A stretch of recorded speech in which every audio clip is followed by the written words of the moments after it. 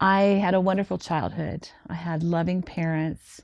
I graduated from college. I was always an overachiever.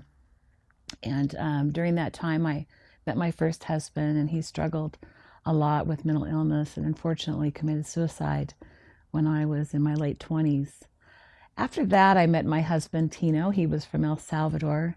And on one of our first dates, we were in a hot air balloon and we crashed into some high wires in North Phoenix on our way down.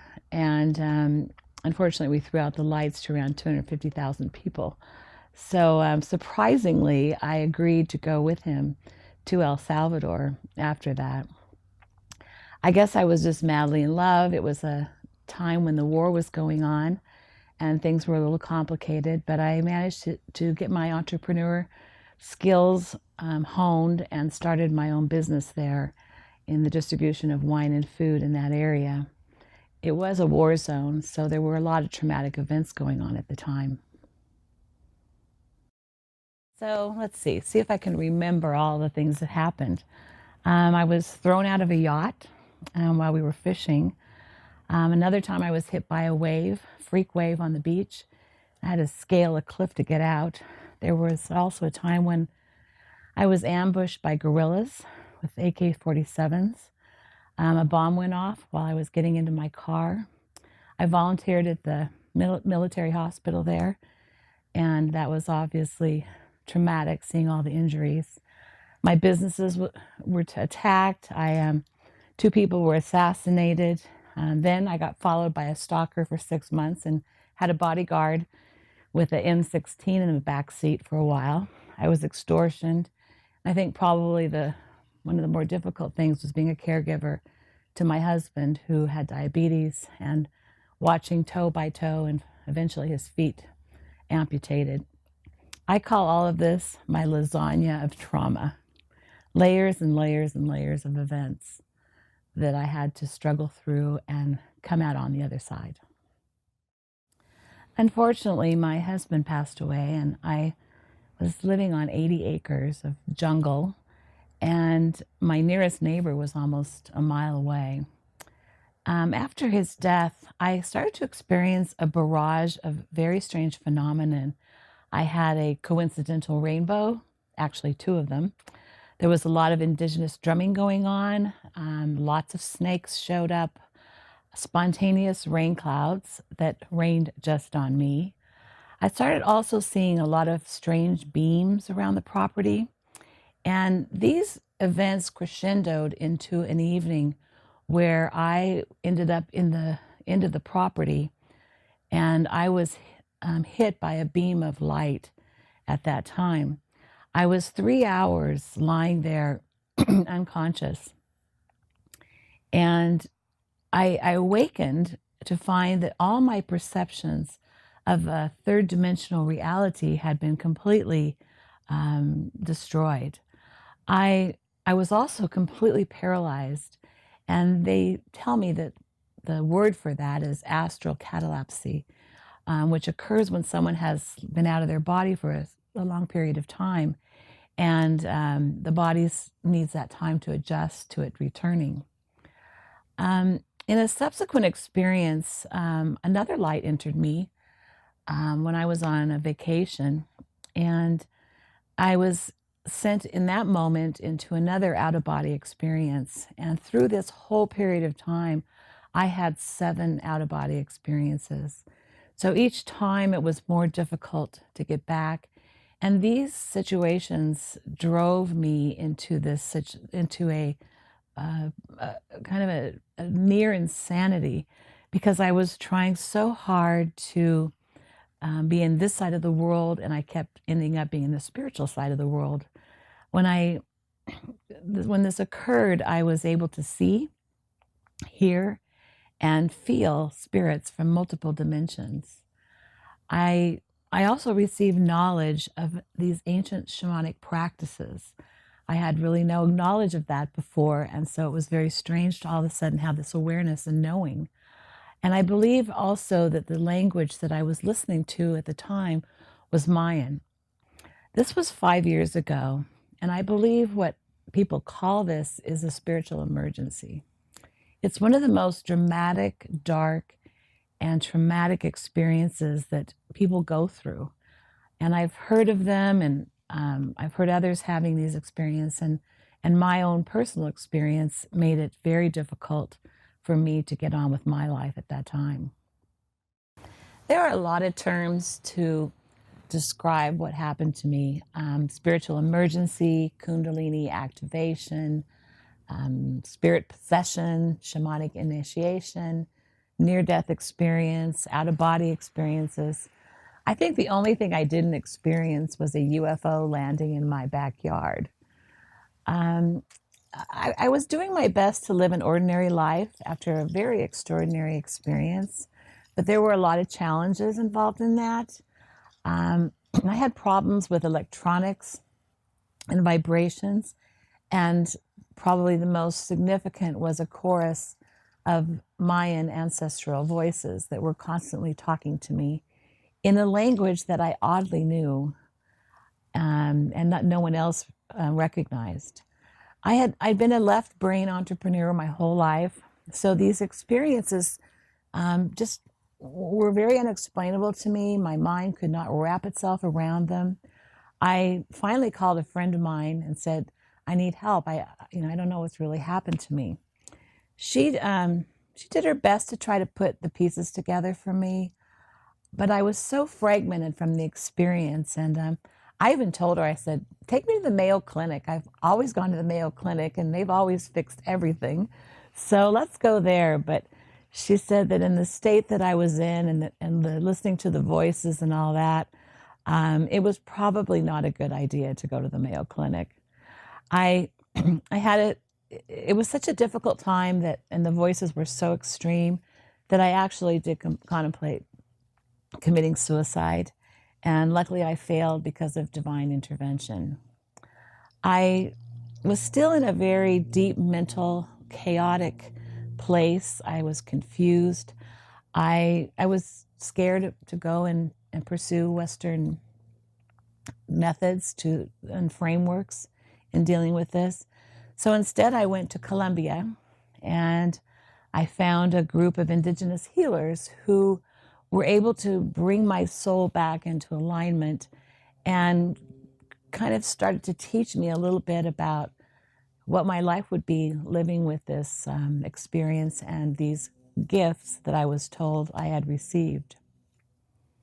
After getting back to the United States, it was challenging living in just a normal environment. I had gone for a pedicure one time, and there was a gentleman working on my feet, and I started to sense pictures, or see pictures in my mind of Cambodia and landmines and all this violence. And I asked him where he was from, and he said, "I'm from Cambodia." And I could sense and feel everything that was going on, all the fears that he had in his mind. And I asked him, "Please stop." I was so empathic at the time, absorbing other people's energies. And so I left, and I started walking away from the salon, and it was really debilitating, because I felt like I was going to step on a landmine. So I ended up going into a store nearby and sitting on the couch and trying to get myself back together. I was taking on other people's energies and their fears and all the things that were going on with them. Um, I ended up, unfortunately, in a mental facility. I was just unable to put all these pieces back together, and I spent quite a few weeks there trying to get myself back together. But I knew I could heal people, and I knew I could see in others what was wrong. So while I was there, I was healing people and trying my best to help them move on from their lives. I could sense that they had drugs in them. I could sense other foreign substances. And just felt like I had the knowledge to heal them. And a lot of them were actually released. One of the other incidents that I had was when I was in an out of body experience again. a neighbor called because I was unresponsive. I had left my body, and the paramedics came and were reviving me. And I was out of my body in my garden watching them and thought, well, I guess I better go back to Earth right now. So I popped back in. But since it had taken a while, they had to take me to the hospital. And that was the time when I said, now I need an MRI on my brain. And I was really hoping that maybe there was something physically wrong with me for all these events as they were happening. But again, there was nothing wrong. And so I was sent to a mental facility again. This, by the time I had been in these two institutions, was diagnosed with, borderline schizophrenia, bipolar disorder, severe PTSD, depression, psychic break. I think that was probably it. And prescribed medications that really and truly made me more unstable. I had a blood test, and unfortunately, I had very high levels of lithium, and the levels did not go down. So I had a lot of severe side effects with that. In the last mental institution that I was in, I had a friend, and she was going to a rehab in California. And so I just tagged along. I figured that would be good enough for me. We went to this place, and there were a lot of kind of famous people there. And I was actually quite surprised to see that so many of them were addicted to just regular prescription medicine. When I was asked what was wrong with me, it was a tough call because I couldn't really explain it. I wasn't taking any drugs or didn't have any addictions really at that time, so it was really hard to come up with a label for what was wrong with me. I went to outpatient care after that, and I was with a psychiatrist. And one day he came to the meeting with me, and he said, Lori, he said, sometimes these are spiritual events that happen, and I believe what happened to you, and I think that maybe traditional psychiatry will not be able to explain this. At that moment, I was really excited because I thought, well, maybe finally somebody gets this. At that time, he was a great guy. He said, I think maybe it's time for you to call the Deepak Chopra Center or someone like that to kind of sort this whole experience out. So instead, I took off for the spiritual world looking for answers. I had a Navajo medicine man I worked with other shamans. I had wonderful mentors and spiritual teachers that helped me to build back this fragmented self that I had. I learned more about the spiritual healing practices that I innately knew. I did courses in all shamanic methods. I was in Peru, I was in Bali, I went all over the world trying to work with healers and understand really what this gift was that I had been given. I realized that this approach would be highly controversial in the medical world because natural approaches are at odds with alternative and or conventional psychiatry. So I was really lucky that I had the resources to seek alternative therapies. Most people don't because their insurance doesn't cover it. So I knew it took a lot of courage to walk away from a traditional system, but I'm actually really happy that I did.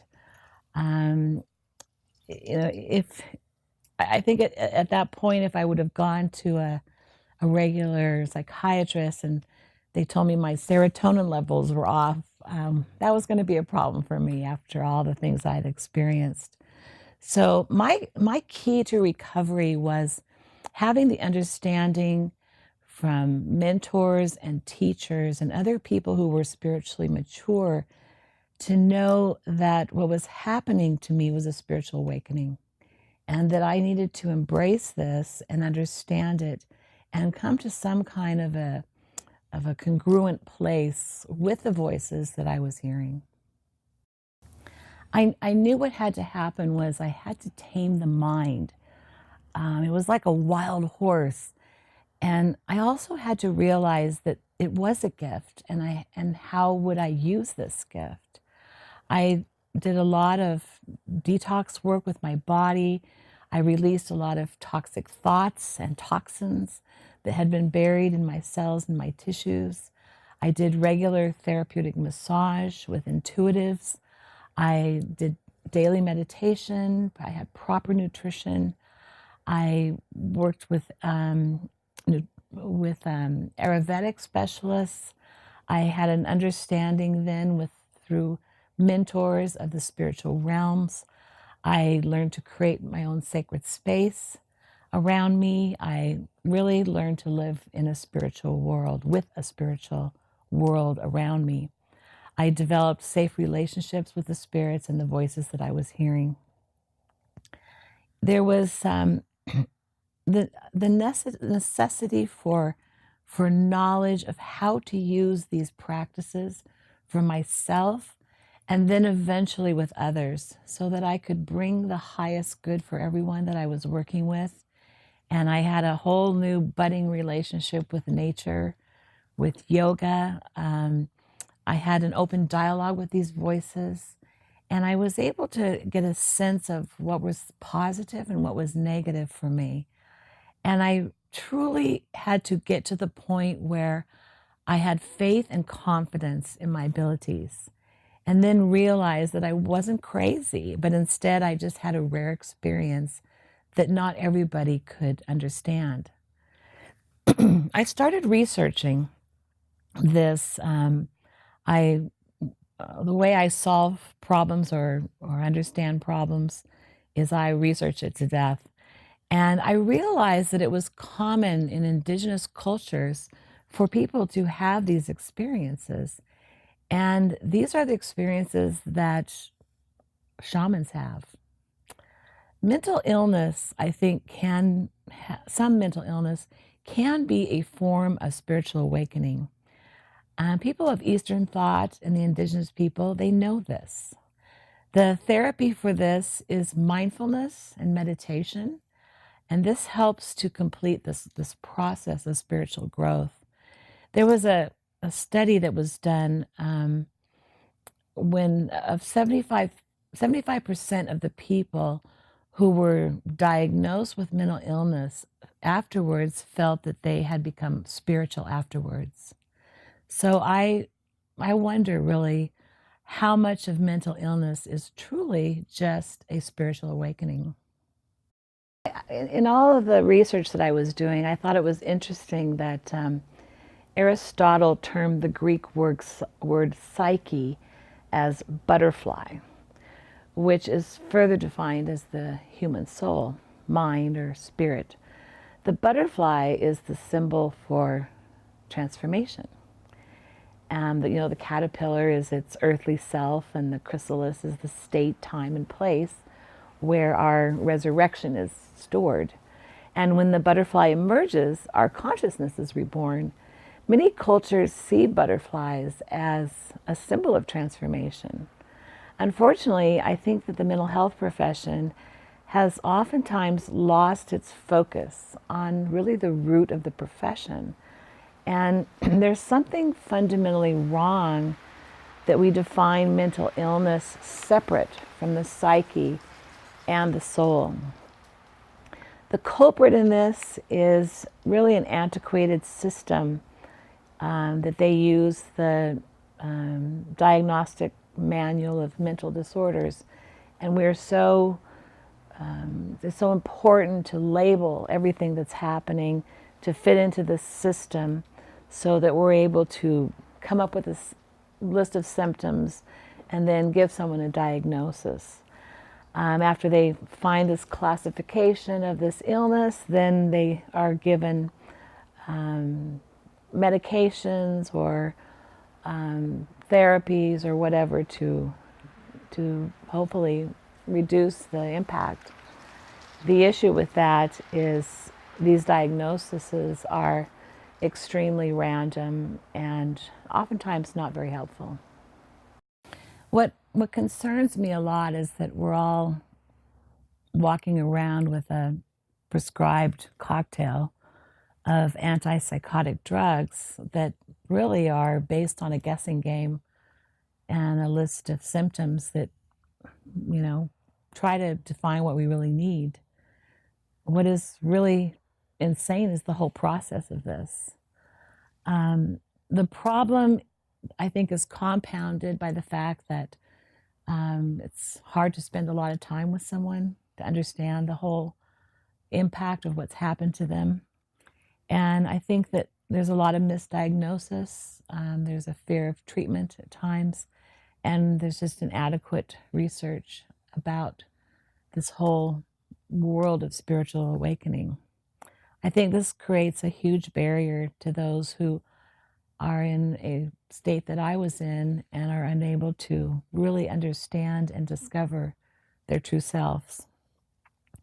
Now, my greatest gift and what I'm most grateful for is what happened to me. I'm able to converse with my husband on the other side.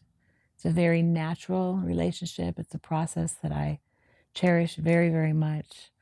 I also was able to seek out wiser mentors, just like the shamans do in their own tribe.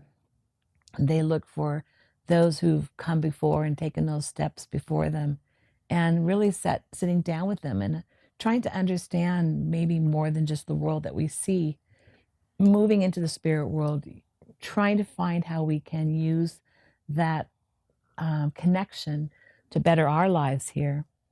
And I think that the last thing is that I feel so honored to have this wonderful practice, this, to help other people who are having similar issues, going through some tumultuous times, and give them the opportunity to share their stories with someone who says, yeah, I get it. I understand it. I remember that was probably for me one of the most refreshing moments in this process, was talking to a mentor who said, yeah, I get it, Lori. So talking with others who have had the same experience, or at least a similar one, I think can be one of the most rewarding times in moving through this process. And I believe that this world is full of healers, full of contemporary shamans waiting to emerge. And I look forward to working with a lot of them as they come to me for help and advice. And I hope that those of us who have this gift can become sages and wiser shamans and help those who are coming along this path.